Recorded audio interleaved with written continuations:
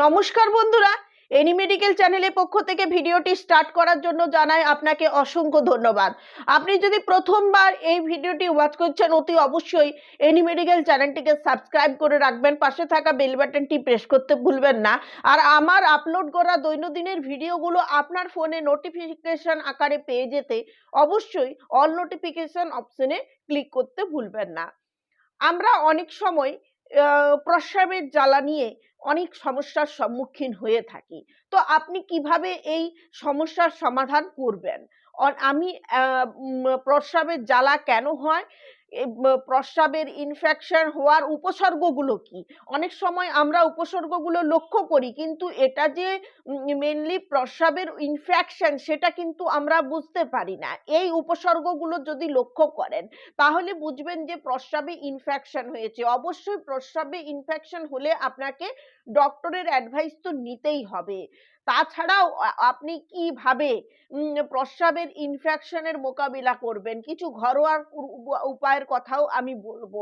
প্রস্রাবের ইনফেকশন কেন হয়, প্রস্রাবের ইনফেকশন হলে আপনি কি করবেন, এই নিয়ে আমি ডিটেইলে আলোচনা করব। আপনাদের কাছে আমার একটাই রিকোয়েস্ট যে আপনি যদি এই ভিডিওটি আপনি অবশ্যই এই ভিডিওটি লাস্ট পর্যন্ত দেখুন, এই বিষয়ে পুরো কনসেপ্টটি ক্লিয়ার করে নেন। কারণ দেখুন, যদি আমাদের বাড়িতে এমন অনেকেই রয়েছেন যারা আমাদের অনেকেই বলে থাকেন প্রস্রাবে ইনফেকশন হয়েছে, এই কথাটা শুনে থাকবেন। বিশেষ করে পুরুষের তুলনায় মহিলারাই কিন্তু প্রস্রাবের ইনফেকশনের সমস্যায় ভুগে থাকেন। প্রস্রাবের ইনফেকশন দেখবেন তাদের কিছু না সময় কিছু মহিলা কি প্রায় প্রত্যেকেই দেখবেন বছরের কিছু না কিছু টাইমে তারা ইনফেকশনে ভোগ করে থাকেন। অনেকে এই বিষয়টি আমল দেন না, সেটা খুবই খারাপ। কিন্তু যদি দেখেন এই সিমটম গুলো, আমি কিছু সিমটমের কথা বলে দিচ্ছি। মহিলারা যারা রয়েছেন, ভিডিওটি অবশ্যই যারা দেখছেন তারা পারলে ভিডিওটি শেয়ার করবেন। পুরুষ বন্ধুদের কাছেও আমার একটাই রিকোয়েস্ট, পারলে ভিডিওটি শেয়ার করবেন। কারণ প্রস্রাবের ইনফেকশন থেকে কিন্তু অনেক সমস্যা হয়ে যেতে পারে। তো মহিলারা এই বিষয়ে এতটা তারা আমল দেন না, যে প্রস্রাবের ইনফেকশন নিয়ে তারা এতটা মাথাও ঘামান না, কিন্তু এটি জটিল আকার ধারণ করতে পারে। প্রস্রাবের যে ইনফেকশন হচ্ছে এটা কিন্তু খুব ছোট করে দেখবেন না, বিষয়টি নিয়ে মাথা ঘামান না অনেকে। আমি এটা বিষয়টা ভালোভাবেই জানি কি মহিলাদের মধ্যে যদি গবেষণা করা যায় প্রায় 90% মহিলারাই প্রস্রাবের ইনফেকশনে আক্রান্ত, আমি বুঝতেই পাচ্ছি। কিন্তু তারা এই এতটা গুরুত্ব দেন না। গুরুত্ব অবশ্যই দিতে হবে।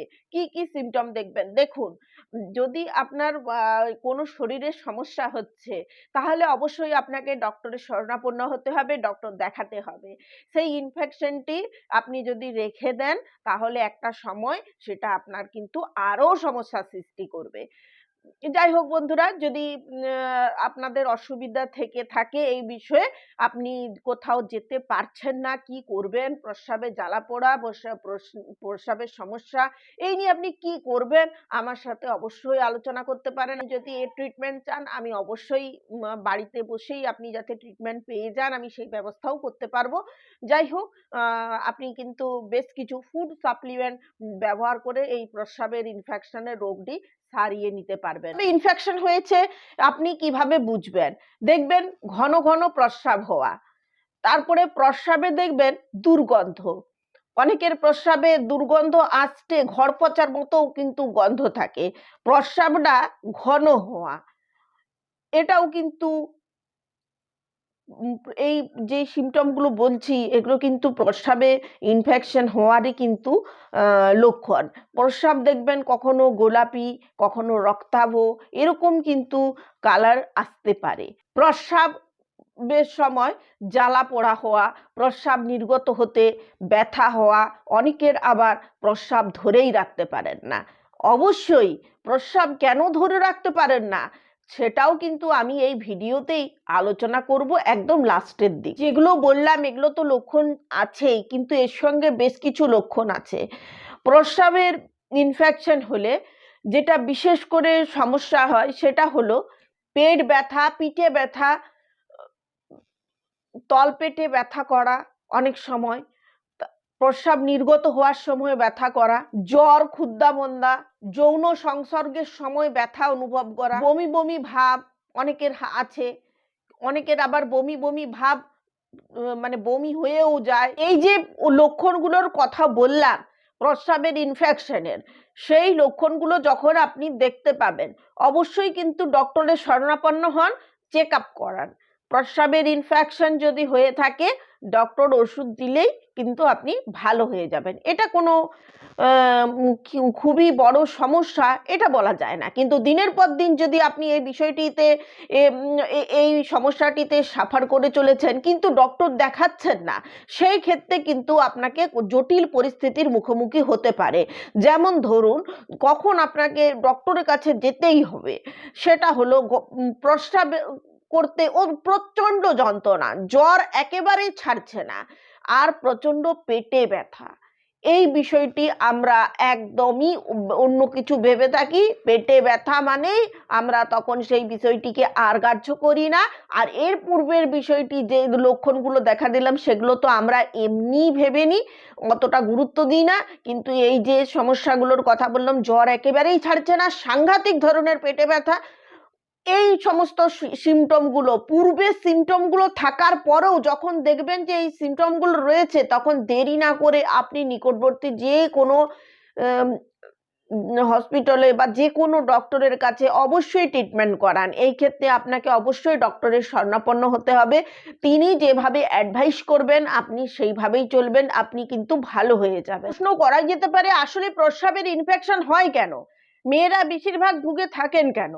সেটা হলো যে মেয়েদের দেখা গেছে অনেক সময় তারা হয়তো তাদের গর্ভ অবস্থার সময় কোনো বাজে কোনো ইতিহাস রয়েছে,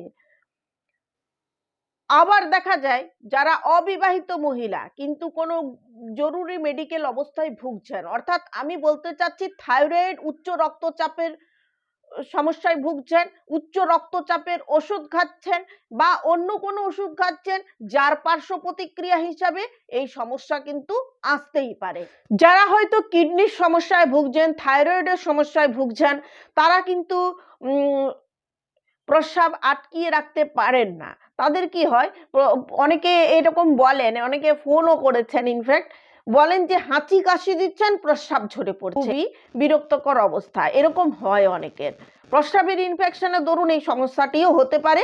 আর দেখা গেছে অন্যদের পরীক্ষা নিরীক্ষা করে যে ওই বললাম যে যাদের মাতৃত্বকালীন একটা সমস্যায় পড়েছিলেন সেই ইতিহাস আছে, বা যারা বিভিন্ন ওষুধ খাচ্ছেন তার পার্শ্ব প্রতিক্রিয়া হিসাবে রয়েছে, তাদের এরকম সমস্যা হয়। দেখুন আপনি যদি বছরে হোল বডি চেক আপ আপনাকে করাতেই হবে, যে শরীরে আজকে যে রোগটি হচ্ছে সেই রোগটির কারণ কি সেটা জানতে আপনাকে হোল বডি চেক আপ বছরে একবার করাতেই হবে। আগে এত রোগের প্রাদুর্ভাব ছিল না, কিন্তু এখন যত দিন যাচ্ছে আমাদের কি হতে হচ্ছে, অতিরিক্ত সচেতন হতে হচ্ছে, তা না হলে পড়তে হচ্ছে খুবই মানে রোগের কবলে পড়তে হচ্ছে, বেশি ওষুধ খেতে হচ্ছে, আর বেশি ওষুধ তার পার্শ্ব প্রতিক্রিয়া অবশ্যই থাকবে। সেই জন্যই আমি বলছি, আর কিছু টিপস মেনটেন আপনাকে করে চলতেই হবে, জীবনযাত্রার একটা পরিবর্তন আনতে হবে। এই যে বললাম হাঁচি কাশি দিচ্ছি তার সাথে প্রস্রাব ঝরে পড়ছে, কি করবেন এই পরিস্থিতি আটকাতে? এই পরিস্থিতি আটকাতে এটা দেখুন যে আপনাকে কথা বললাম বিভিন্ন রোগ রয়েছে শরীরে, তার পার্শ্ব প্রতিক্রিয়া, বাচ্চা হয়েছে তার একটা বাজে একটা হয়তো ইতিহাস রয়েছে, খুব কষ্ট পেয়েছেন, সেই জায়গা থেকে এটা এসেছে, এইভাবেও আসতে পারে। তো আপনি বছরে অন্তত 3টে মাস অরিজিনাল সিরাপ, হলদি কেশর ড্রপ আর ইউরিপিওর সিরাপ আপনি 3 মাস সেবন করুন, আপনার শরীর কিন্তু ভালো থাকবে। অনেক বেনিফিট আছে এগুলোর জন্য। কিন্তু এই অরিজিনাল সিরাপ, হলদি কেশর ড্রপ, ইউরিপিও সিরাপ, এই 3টা যদি আপনি একসাথে সেবন করেন অন্তত পক্ষে 3 মাস, তাহলে যেভাবে আপনি এই ইউরিনের ইনফেকশনের সমস্যার থেকে রেহাই পাবেন, তাদের এই যে প্রস্রাব আটকাতে পারছেন না, চলে আসছে, এই জন্য ডক্টরদেরকে বললে ডক্টররা লাইফ টাইম একটা ওষুধের নাম বলে দেন, সেই ওষুধ আমরা ব্যবহার করে থাকি। অনেকেই আছেন যারা ইউরিমেক্স খাচ্ছেন, অনেকেই আছেন যারা ট্রাসুলিন ডি এই টাইপের ওষুধ খাচ্ছেন, ডক্টররা বলেন যে এটা আপনার জীবনের সঙ্গী, অর্থাৎ আপনি যতদিন বেঁচে থাকবেন আপনাকে এই ওষুধটি চালিয়ে যেতে হবে। একদমই না, আপনি যদি লাইফস্টাইল মেনটেন করে চলেন আপনার কিন্তু এই সমস্যার সমাধান হয়ে যাবে। লাইফস্টাইলে আপনাকে একটু মেনটেন করে চলতে হবে, আপনার জীবনযাত্রার মধ্যে কিছু পরিবর্তন আনতে হবে। আর এই যে আমি ইউরিপিওর সিরাপটি বললাম, এটা যদি আপনি সেবন করে যান আর তাহলে কিন্তু আপনার এই সমস্যাগুলো থাকবে না। অবশ্যই আপনি আজ খাচ্ছেন কালকেই যে সমস্যার সমাধান হয়ে যাবে এমনটা কিন্তু নয়। যারা ইউরিমেক্স ট্রাসুলিন-ডি সেবন করছেন তারা কি জন্য করছেন, অনেকেই কি হয়ে থাকে প্রোস্টেটের সমস্যা থাকে, প্রোস্টেটের সমস্যা যাদের আছে তাদের ক্ষেত্রে কিন্তু এই যাতে ইউরিনটা ঠিক করে পাস হয় সেই জন্য ওষুধটা দেওয়া হয়। ট্রাসুলিন-ডি এবং ইউরিমেক্স এটা হচ্ছে প্রোস্টেটের সমস্যার দরুন তাদের প্রস্রাব করতে অসুবিধা হয় তার জন্য তাদেরকে দেওয়া হয়। অনেকের ক্ষেত্রে প্রোস্টেটে অস্ত্রোপচারের প্রয়োজন হয়ে পড়ে, তখন তাকে এই ওষুধগুলো আর খেতে হয় না। অবশ্যই যাদের প্রোস্টেটের সমস্যা আছে পুরুষ বন্ধুদের উদ্দেশ্যে বলছি, তারা যেমন এই ওষুধটি ডক্টরের অ্যাডভাইস মতো চালাচ্ছেন চালিয়ে যাবেন, অবশ্যই চালিয়ে যাবেন, কিন্তু কিছু কিছু সময় যারা ইনফেকশনে ভুগছেন তাদের ক্ষেত্রে কিন্তু আমি এই অরিজেল সিরাপ, ইউরিপিও সিরাপ আর হলদি কেশর ড্রপ এটা কি তাদের জন্য বলছি যারা সাফার করে আসছেন দীর্ঘদিন ধরে ইউরিনের সমস্যায়, বারবার ইউরিনের সমস্যায় পড়ছেন, বিভিন্ন রকম অ্যান্টিবায়োটিক ওষুধ সেবন করেছেন, তবুও তাদের ক্ষেত্রে যদি এই তিনটি জিনিস সেবন করা হয় তারা ভালো হয়ে যাবেন। যারা ডায়াবেটিসের পেশেন্ট তাদের দেখা গেছে যে প্রায়ই তারা এই ইউরিনের সমস্যায় ভুগেন, অর্থাৎ তাদের সুগারের ওষুধ খাচ্ছেন ঠিকই, কিন্তু একটু নিয়মের হেরফের হলেই দেখা যায় যে তাদের ইউরিনের সমস্যা হয়ে গেছে, প্রস্রাবে ইনফেকশন হয়ে গেছে, এটা তাদের কমন ব্যাপার। এই জন্য তাদেরকে অবশ্যই অরিজেল সিরাপ, শুধু অরিজেল সিরাপ তাদেরকে বছরে অন্তত 6টা মাস অবশ্যই সেবন করতে হবে, কারণ আপনার শরীর থেকে টক্সিনটাই ঠিক মতো ক্লিয়ার হয় না। যারা ডায়াবেটিসের পেশেন্ট তাদের ক্ষেত্রে কি সমস্যা হয়, নিউরোপ্যাথিক ডায়াবেটিস বহুদিন সাফার করে আছেন, রেটিনাপ্যাথি, তাদের ক্ষেত্রে আরেকটা সমস্যা হয় কিডনি ফেলিওর হয়ে যায়, ক্রিয়েটিনিন বাড়তে থাকে। এই প্রত্যেকটা বিষয়ের উপরে আমি ধীরে ধীরে ভিডিও আনবো। তো এই সমস্যাগুলোই যারা জেরবার ডায়াবেটিসের পেশেন্ট, অনলি অরিজিনাল সিরাপ কিন্তু অবশ্যই বছরে 6 মাস আপনাকে সেবন করতেই হবে, শরীরে টক্সিনও ক্লিয়ার হবে, সুগারের লেভেলও কমবে, সবকিছু। আমি ডায়াবেটিসের যারা রুগী তারা তারা যে মেডিসিনগুলো ইউজ করছেন বা ইনসুলিন নিচ্ছেন, আমি কিন্তু সেটা বন্ধ করতে বলছি না, অবশ্যই সেগুলো আপনাকে নিতে হবে, তার সাথে আপনাকে একটা সাপ্লিমেন্ট রাখতে হবে যাতে করে টক্সিনটা আপনার শরীর থেকে ক্লিয়ার হয়ে যায়। আর কিছু লাইফস্টাইল প্রত্যেককে মেনটেন করতে হবে। মহিলারা যারা যারা ডায়াবেটিসের পেশেন্ট নন তাদের ক্ষেত্রেও কিন্তু দেখা গেছে ইউরিনের সমস্যা আসছে, বারবার আসছে, কি করবেন? আপনাকে সেই বিষয়ে বলছি যে বেশ কিছু জিনিস আছে খেলেই কিন্তু আমাদের এই সমস্যাগুলো আর আসবে না, আমরা নিজেরাই নিয়ন্ত্রণ করতে পারবো। আর পুরুষ বন্ধুদের ক্ষেত্রে যারা প্রোস্টেটের সমস্যায় ভুগছেন তাদের জন্য ডক্টর যে ওষুধটি মেনশন করে দিয়েছেন অবশ্যই তারা ওই ওষুধটি খান, তার সাথে অরিজেল সিরাপ এবং ইউরিপিও সিরাপ এই তিনটে খেতে পারেন। যারা মহিলারা বাড়িতে থেকেই ট্রিটমেন্ট করাতে চাইছেন তারা অরিজেল সিরাপ, ইউরিপিও সিরাপ এবং তার সাথে হলদি কেশর ড্রপ এই তিনটা ইউজ করুন। এবং কোথায় কিভাবে পাবেন সেটা কিন্তু একটু আমার সাথে যোগাযোগ করে নেবেন, যদিও আপনারা এর নাম শুনে ফোনে সার্চ করলে অ্যাভেলেবেল পাবেন, কিন্তু কোনটা আমি বলছি সেটা যদি নেন আপনি কিন্তু বেনিফিট পাবেন, ভালো বেনিফিট পাবেন। জুস এই ক্ষেত্রে সেরা দেওয়ায় তো বলতে পারেন এতে রয়েছে ম্যানোনোজ নামক উপাদান, এই উপাদান ব্লাডারের ওপরের যে ব্যাকটেরিয়া থাকে সেটাকে ধ্বংস করতে কিন্তু সাহায্য করে। তাই তো যারা ইউটিআই এর ফাঁদে পড়েছেন, বারবার পড়ছেন, বারবার আপনাকে ডক্টর অ্যান্টিবায়োটিকের অ্যাডভাইস করছে এবং আপনি বারবার অ্যান্টিবায়োটিক সেবন করছেন, কিছু সময় পরে কি হয়, আপনি অ্যান্টিবায়োটিক খাচ্ছেন, ভালো হয়ে যাচ্ছেন, আবার অ্যান্টিবায়োটিক আপনি আরো এর ইউটিআই এর ফাঁদে পড়ছেন, ডক্টর এক টাইমে আপনাকে কালচার করতে বলবেন এবং সেই অনেকগুলো ওষুধ একটা টাইমে দেখা যাবে রেজিস্ট্যান্স হচ্ছে। তো সেই ক্ষেত্রে আপনি কি করবেন? যারা অ্যান্টিবায়োটিক ছেড়ে লাইফস্টাইল মেনটেন করতে চান তাদের ক্ষেত্রে কিন্তু এই ক্যানবেরি জুস হচ্ছে একটি দারুণ উপাদান, যা আপনাকে ইউটিআই এর ফাঁদের থেকে বেরিয়ে আসতে সহযোগিতা করবে। এবার আপনাকে যেটা যেহেতু মহিলারা ইউটিআর ফাঁদে বেশি পড়েন, তাই আপনাকে বলবো যে আপনারা নিজেদের শরীরের সুস্থ রাখতে প্রতিদিনকার যে নিত্য নতুন যে সমস্ত শাকসবজি বাজারে থাকে সেগুলো প্রতিদিন একটু জুস বানিয়ে খাবার চেষ্টা করবেন। বাড়ির সকলের জন্য রান্না করছেন, নিজের প্রতিও কিন্তু আপনাকে একটুকু খেয়াল রাখতে হবে। বিভিন্ন সবজি দিয়ে একটা জুস তৈরি করে সেটা পান করুন, সেটা কিন্তু আপনার শরীরের জন্য দারুণ বেনিফিট হবে, কারণ আপনার তাতে করে অনেক সমস্যার সমাধান ঘটবে। এই শাকসবজির মধ্যে কি রয়েছে ভিটামিন, খনিজ, অ্যান্টিঅক্সিডেন্টের ভান্ডার।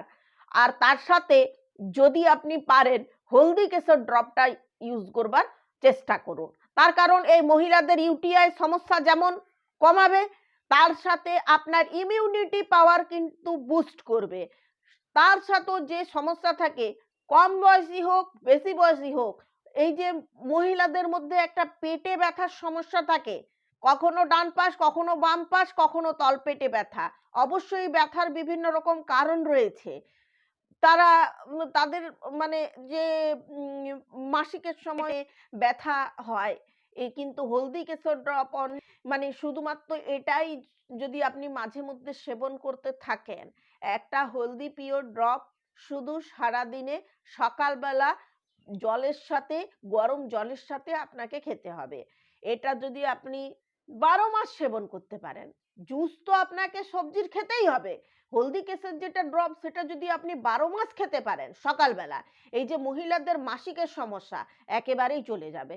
মাসিক অনিয়মিত হচ্ছে, মাসিক নিয়মিত নয়, তলপেটে ব্যথা হচ্ছে, ঠান্ডায় সর্দি কাশি লেগে যাচ্ছে, বারবার ঠান্ডা লেগে যাচ্ছে, তারপরে অনেকে কি হয় যে অ্যানিমিয়ার মতো সমস্যায় ভুগে থাকেন, তাদের ক্ষেত্রেও কিন্তু এটা খুব বেনিফিট হয়, কারণ তখন আমাদের হাত পা খুব ঠান্ডা অনুভব করি, এই ঠান্ডা অনুভবটা তখন কিন্তু আপনি করবেন না। আর এই হলদি কেশর ড্রপ এমনই একটা ড্রপ যেটা আপনি বাচ্চাদের খাওয়ালেও কিন্তু তাদের দাঁতে যে পোকার একটা হওয়ার সমস্যা থাকে না, সেই পোকাটা কিন্তু আর হবে না।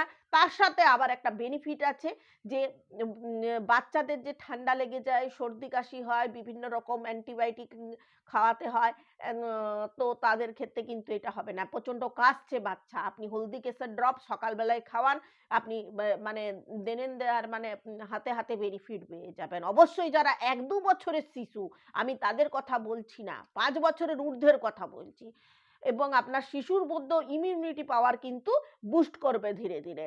12 মাস এটা আপনি সেবন করতে পারেন, এটার দামও এমন কিছু নয়। যাই হোক, এগুলো করতে পারেন। আর ওই যে জুসের কথাটা বললাম, সমস্ত সবজি দিয়ে যে জুস, সেটা আপনি আপনার বাচ্চাকেও খাওয়াতে পারেন, ইমিউনিটি পাওয়ার তাতে করে বুস্ট করবে। যারা ছোট, একদম ছোট শিশু, 1 বছর 2 বছর 3 বছর, এই সমস্ত শিশুদের যে সমস্ত সমস্যা হবে, অবশ্যই চাইল্ড স্পেশালিস্টকে দেখান, তিনি কিন্তু এর সমস্যার সমাধান করে দিতে পারবেন। আমরা ওষুধের পিছনে প্রচুর টাকা খরচ করি। একটা যখন রোগ আমাদের শরীরে বাসা বাঁধে, আমরা ছোটখাটো যে সমস্ত সিমটমগুলোর কথা বললাম, এরকম আমি দেখবেন আমার চ্যানেলে, যদি আপনারা চান আর কি ভিজিট করে দেখতে পারেন, প্রতিটা ভিডিওতেই আমি কিন্তু কিছু উপসর্গের কথা বলে থাকি। এই উপসর্গগুলো কথা বলার একটাই কারণ, যে উপসর্গগুলো সম্পর্কে যদি আপনি জানেন, আপনি ঠিকঠাক উপসর্গগুলো কেন রোগটি আমার আসতে পারে, এই রোগটি হতে পারে, উপসর্গগুলো দেখে যদি আপনি রোগটি সম্পর্কে জানতে পারেন, তাহলে আপনি ডক্টরের কাছে যেতে পারবেন। দেখুন, আমাদের যদি যখন আমরা ডক্টরের কাছে যাই, উনি অ্যান্টিবায়োটিক দেন, তখন প্রচুর আমরা সেই ওষুধের পিছনে খরচ করি। সেই ওষুধের পেছনে খরচ না করে আমরা যদি ভিটামিন সি যুক্ত খাবার খাই, তাহলে কিন্তু আমাদের শরীরে কিন্তু অনেক বেনিফিট হবে। এছাড়াও দেখুন, শীতকালে এই লেবুর দাম কিন্তু নাগালের মধ্যেই থাকে।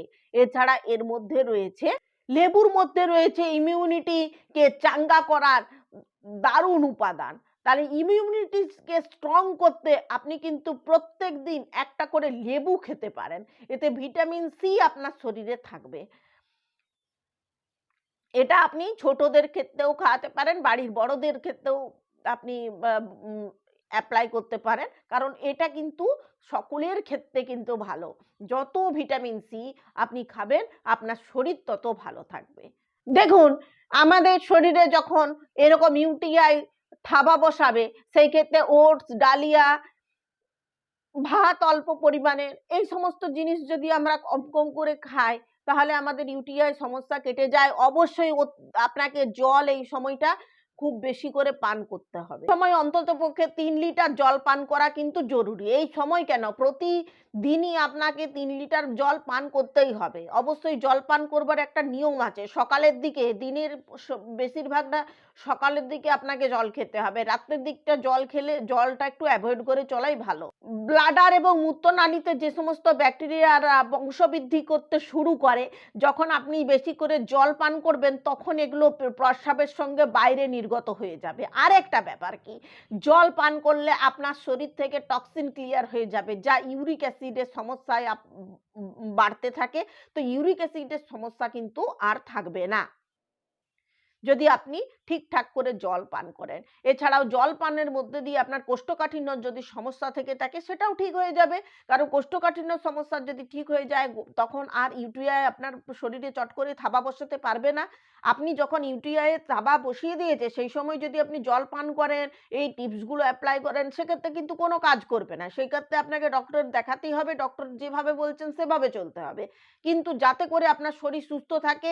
অ্যাট এ টাইম আপনাকে যেমন না বিপদের মুখে পড়তে হয়, বেশি অ্যান্টিবায়োটিক খেতে হয়, তার জন্য কিন্তু আপনাকে জল পান করতে হবে।